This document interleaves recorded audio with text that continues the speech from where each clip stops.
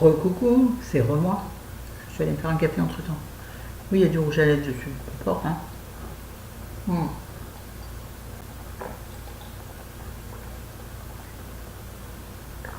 J'espère que vous n'entendez pas le bruit élégant que je fais en buvant. Comme à la campagne, vous savez. Quand je touche mes cheveux, c'est l'habitude des youtubeuses. Bon, bref. Alors, le sujet du jour, qui était à l'origine de ce que je viens de vous raconter avant, qui n'a pas de lien, je voulais vous parler, parce que je l'avais évoqué très rapidement dans une vidéo. Il va falloir que j'articule. Je vais vous parler de la dysmorphophobie, ou bien, en termes moins savants, le trouble de l'image de soi et de son corps. Le problème, j'ai regardé plein de vidéos et plein de, comme d'habitude, j'ai pris des notes dans tous les sens, les 4 pages de matin. Je n'arrive jamais à tout vous faire. Hein. Bon, alors je perds du temps.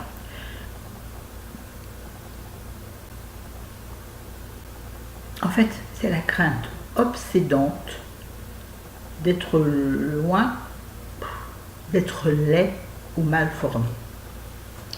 Alors, il y a la véritable difformité, mais, alors moi je ne vais pas le faire dans le sens où ils l'ont fait eux. Quelqu'un par exemple à qui il manque un membre, ou qui a un visage tordu à cause de, je sais pas moi, d'une blessure, d'un accident de voiture, d'une brûlure horrible.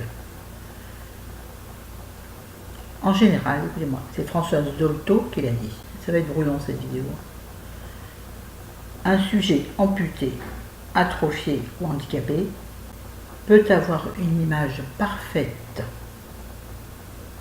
de lui-même et de son corps, à condition qu'il ait été aimé et que son handicap n'ait jamais été dénié. C'est là qui je pense à cet instant. Quand je lis cette phrase, je pense à l'histoire de Mimi Mati. On l'aime, on l'aime pas, on s'en fout. Là n'est pas du sujet. Il a toujours dit qu'elle avait réussi à grandir en...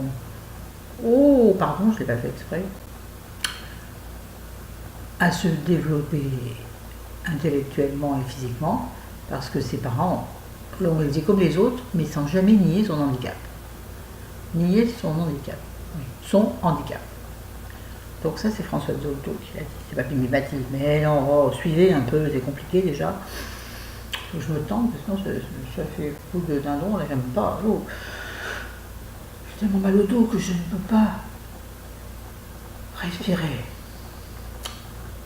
Alors, il y a la dysmorphophobie imaginaire, donc qui vient de l'entourage social et culturel qu'on nous balance à longueur de temps, télé, magazine, vidéo, maintenant même YouTube, mais bien sûr.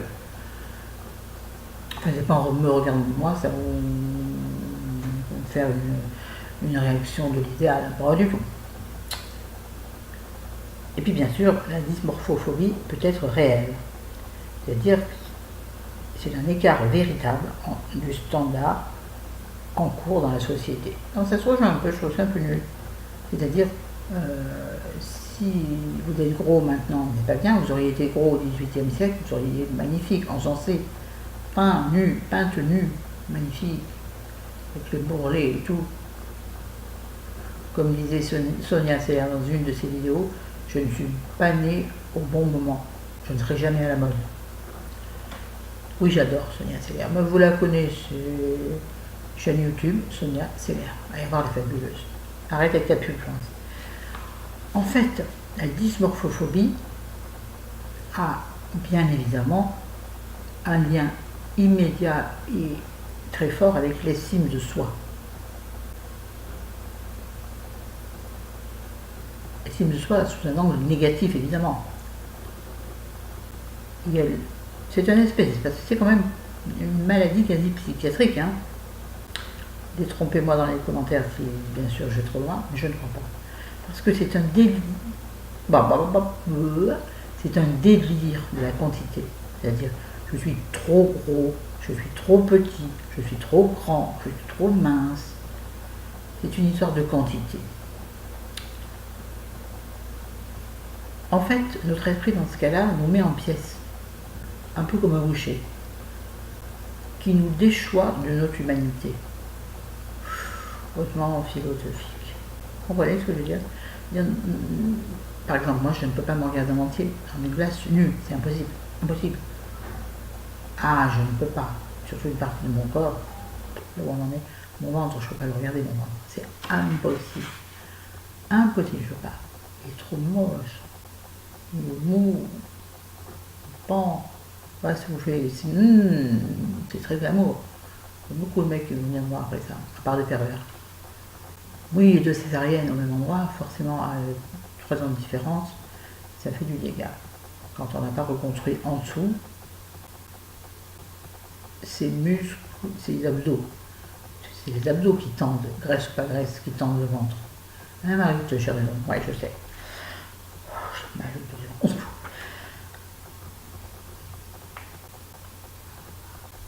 Je ne sais pas ce que j'ai écrit.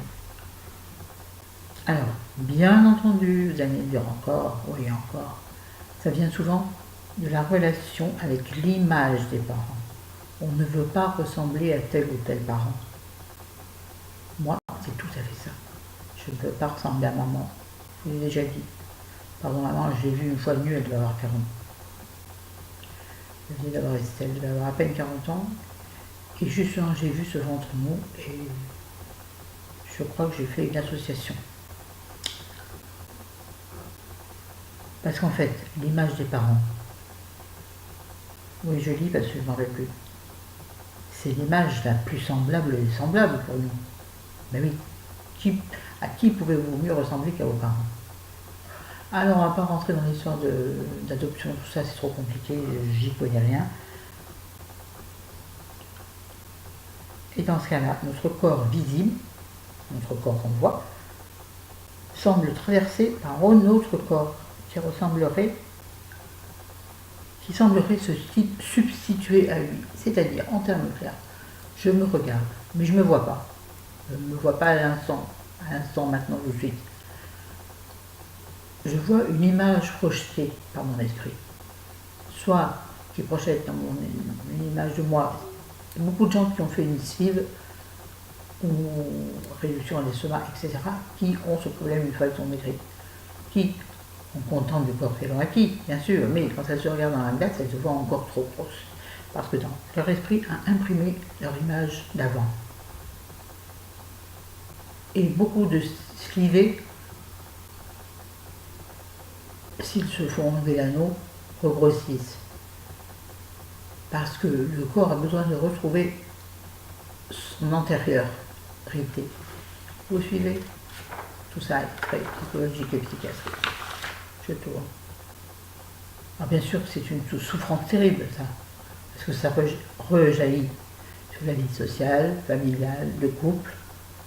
On parle certains ou certains, bien sûr. Beaucoup d'hommes sont touchés aussi. Ça, c'est moi, bien sûr. Un homme ne doit pas pleurer, un homme ne doit pas souffrir. Un homme ne doit pas avoir d'état d'âme. Bref, ça y est, oui, donc ça rejaillit donc sur la vie sociale, la vie évidemment, familiale, la vie de couple, j'ai oublié un truc, et la vie au travail, évidemment. Quand on est mal dans sa peau, on rigole pas, on sourit pas. Allez en entretien dans la gueule, en tant que replié sur vous-même, en face de vous, le mec avec l'appareil, il va prendre de la distance avec vous. Vous voyez, ne serait que physiquement, sur la chaîne est assez éloignée. Or, s'il faut rigoler, non, rigoler, vous ne pouvez déjà non plus, mais vous êtes souriant, ouvert, les épaules ouvertes, pas par des décolletés, les épaules ouvertes, vous dégagez de la sympathie et vous donnez de l'empathie de ce fait. Vous êtes empathique, c'est-à-dire on a envie de venir vers vous. Donc dans le travail, ça rejaillit ça. Vous ne serez pas traité de la même façon par les autres ou par vos patrons si vous êtes un peu tranquille, zen, agréable. On viendra vous parler avec gentillesse. Si vous êtes renfrogné, on viendra vous parler de manière plus dure, plus renfrognée. Alors, c'est bien joli tout ça, mais qu'est-ce qu'on fait quand on est atteint de ce genre de mal? Quand on est atteint de ce genre de mal, alors surtout la première chose à laquelle on pense, c'est la chirurgie esthétique, quand on a les moyens. grosse erreur.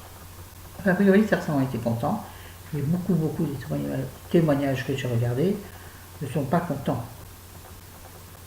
Ça peut même augmenter le malaise. Parce que de toute façon, ce mal-être va aller se réfugier ailleurs. J'ai un gros nez, je me fais opérer. Non, j'ai pas un gros nez. Je me fais donc opérer du nez. Et demain, je vais me faire opérer des seins. Vous voyez ce que je veux dire? Le malaise va se déplacer. Notre cerveau est très intelligent et en même temps extrêmement méchant. Alors, qu'est-ce qu'il faut faire? Il faut faire deux choses en même temps, c'est-à-dire se tourner vers la pharmacothérapie, des médicaments qui sont faits pour traiter l'anxiété, le stress, l'angoisse, et puis vers bien sûr la thérapie comportementale. Mais il faut lier les deux. Vous faites juste traiter votre anxiété, ça ne suffira pas. Il faut que vous parliez. Il faut que vous déposiez votre fardeau. Vous voyez? Après, vous aurez moins mal au dos. Lâchez l'affaire. Voilà. Alors bon, on va finir sur ces... J'ai vu un truc qui est vachement bien. Donc je vous mettrai en lien, si j'y pense, et si j'arrive à le faire, en barre d'infos, un podcast à écouter de Mathieu Bréard, qui parle très bien ça. Je vous mettrai le lien YouTube. Et puis j'ai vu une autre dame aussi qui en parle très bien, qui disait dans la pratique, qu'est-ce qu'on fait dans la pratique si on est sujet à ce genre de choses, puisqu'on n'arrive pas à se regarder avec nos yeux, puisqu'il est parfois tout à fait impossible de se regarder dans un miroir. Alors si c'est le visage, c'est terrible, vous voyez partout. Moi c'est le reste du corps, c'est-à-dire des vitrines, j'évite. Ah oui. Enfin ça dépend. Si je me sens bien, ça va. Et si je me sens bien. Si dedans, je me sens bien, si je me sens apaisée, légère, détendue, j'ai mal au dos. Je vais boire un café. Oh bah il y en a presque plus, alors cette fois il va être placé.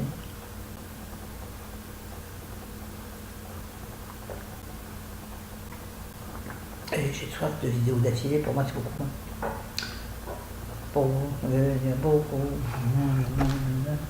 Ça veut dire qu'il était libre, heureux d'être là malgré tout. Ouais, bien au debout. Bon. Oui, donc puisqu'on n'arrive pas à se regarder, à se regarder avec nos yeux, il faut se toucher. Moi j'ai énormément de mal à toucher mon ventre. J'ai beaucoup de mal à toucher mon ventre. J'aime pas cette sensation. Celles qui ont ce même souci comprendront, cette sensation. Non, j'aime pas. De palpation,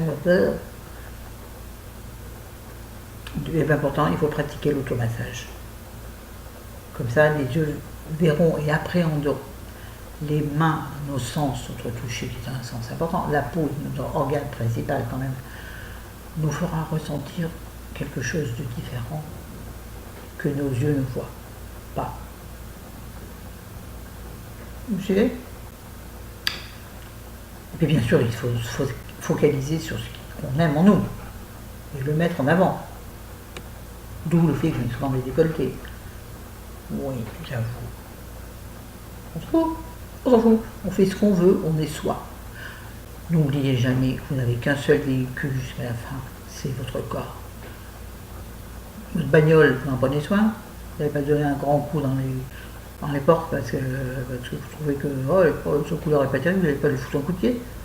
Bon, ben vous-même, vous trouvez que finalement votre couleur de jeu n'est pas terrible ou que votre ventre vous gêne. Et alors, ne vous auto-torturez pas. Excusez-moi, je cherche les mots simples et puis alors, troisième chose, en pratique, c'est prendre des photos. Alors moi, prendre des photos, ça va bien. Bon, je ne fais plus maintenant à cause de Chéri qui ne veut pas, et puis il a eu quand je lui demande.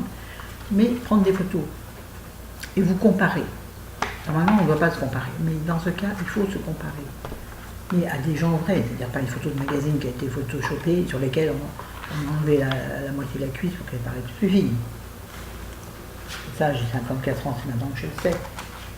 Bientôt 55, les filles. Bientôt 55, pas encore. oui, prendre des photos, mais par exemple, avoir une copine ou un copain bienveillant, pas facile à trouver, que vous trouvez plutôt pas mal, qu'il ou elle vous passe des photos, que vous compariez ses photos à elle ou à lui avec les vôtres, et peut-être comme ça vous direz, bah finalement, moi sur ce point je suis pas bien trop d'accord, si je peux vous donner mon avis personnel. Parce que quand je fais une photo avec mes copines, je suis toujours la plus grosse. La dernière fois que j'ai pris une photo avec, comment s'appelle-t-elle, Marie. Je suis désolée, c'est Marianne, je crois. Marie, enfin, qui est venue me voir, la première abonnée que j'ai rencontrée, on a pris une photo, l'une à côté de l'autre, mais j'ai l'impression d'être une éléphante à côté d'elle. Bon, c'est vrai qu'elle est beaucoup plus fine que moi. Oui, oui, c'est vrai. Donc, pour moi, l'histoire de la photo, ça marche pas. Mais peut-être que pour vous, ça marchera. Bon, sur ce, c'est tout. C'est déjà bien, hein. Et je vous signale qu'entre-temps, je me suis mis une couche de vernis Dior. Oui, monsieur, oui, madame, de rose, que j'aime pas, mais que je veux finir, qui s'appelle Muguet. Oh, je vous en ai parlé plein de fois, mais il y a des trucs qui restent. Non, on va pas monsieur. Je vais en remettre une deuxième couche. Ah ouais, j'ai fait plein de trucs. Je voudrais faire un gâteau aussi, je sais pas si je vais le faire. J'ai beaucoup de courage dans ma tête, même pas j'ai pas l'énergie physique pour. Non, j'ai pas l'énergie. Alors, je vais faire quoi? Je vais regarder des vidéos, je vais bouquiner, je lis, bien entendu. Ah, et pour celui de chéri, ici. J'ai commencé hier, je voulais le finir hier soir, mais hier soir j'étais épuisée. Ah, j'ai ces marques sous les yeux, mon Dieu, genre, regardez-moi ça. Ça y est, je focalise. Oui, donc vous voyez où j'en suis. Dans les petits trucs verts, c'est des phrases intéressantes que je viens de... Là où j'en suis, c'est là où il y a la petite pochette. Et donc c'est le tout dernier été. Pardon, je suis désolée, c'est le café que j'avais travers. Le dernier livre, malheureusement, d'Anne Bert, le tout dernier été. Alors non, c'est pas gay, mais en même temps, si c'est gay au contraire.